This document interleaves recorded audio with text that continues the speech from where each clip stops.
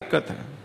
नहीं, उनकी पूरी तहरीक का स्लोगन है आजादी का मतलब क्या, ला इलाहा इल्लल्लाह। पाकिस्तान से रिश्ता क्या, ला इलाहा इल्लल्लाह। This is the content of that movement. ये एक जिहाद है। वो साफ कहते हैं, जब वो खुद को मुजाहिदीन कहते हैं तो मुजाहिदीन का मतलब ही वो है, the warrior who is fighting a जिहाद। मुजाहिद, the one who is fighting a जिहाद।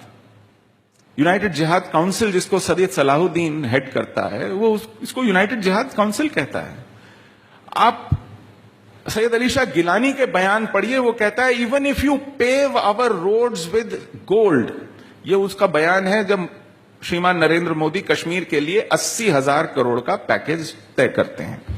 वो कहते हैं even if you pave our roads with gold we will not stop insisting for freedom.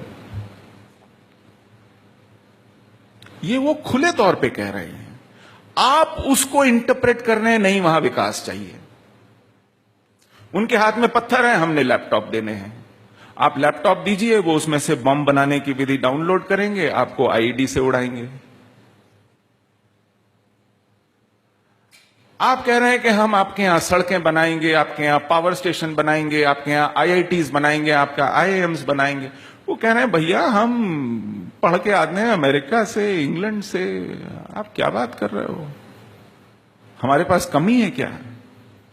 इस देश में किसी 5 स्टार होटल में यदि कोई शॉपिंग आर्केड हो जहां एक भी दुकान हो,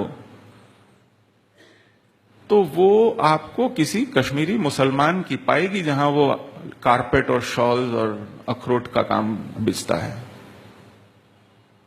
पैसे की कमी नहीं है। वहां का औसत इनकम भारत की औसत इनकम का दुगने से ज्यादा है। कश्मीर घाटी की अर्थव्यवस्था पूरे जम्मू कश्मीर की अर्थव्यवस्था का 70% है।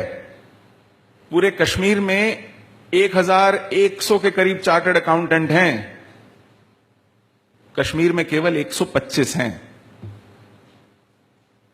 किसी को यह करियर भी नहीं सूझता क्योंकि वहां कोई टैक्स नहीं देता।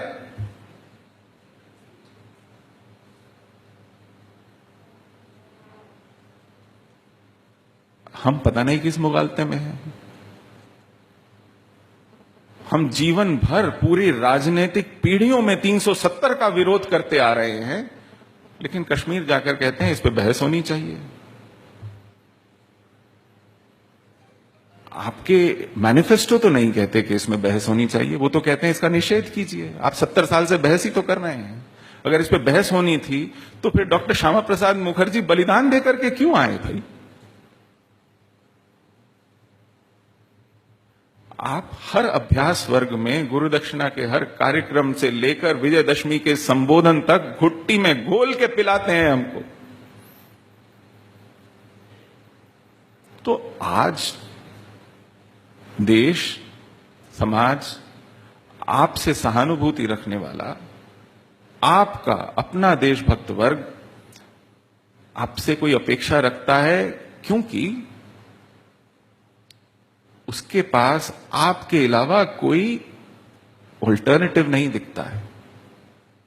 आपके बाद, आपके अतिरिक्त कोई उपाय नहीं सूझता है, और इस उपाय को वह व्यर्थ होते देखने की कल्पना भी नहीं कर सकता है। आप बेकारी से खूब लड़िए, आप बेरोजगारी से खूब लड़िए, आप गरीबी से खूब लड़िए, लेकिन कश्मीर में वो लड़ाई नहीं है, ये बात मान लीजिए।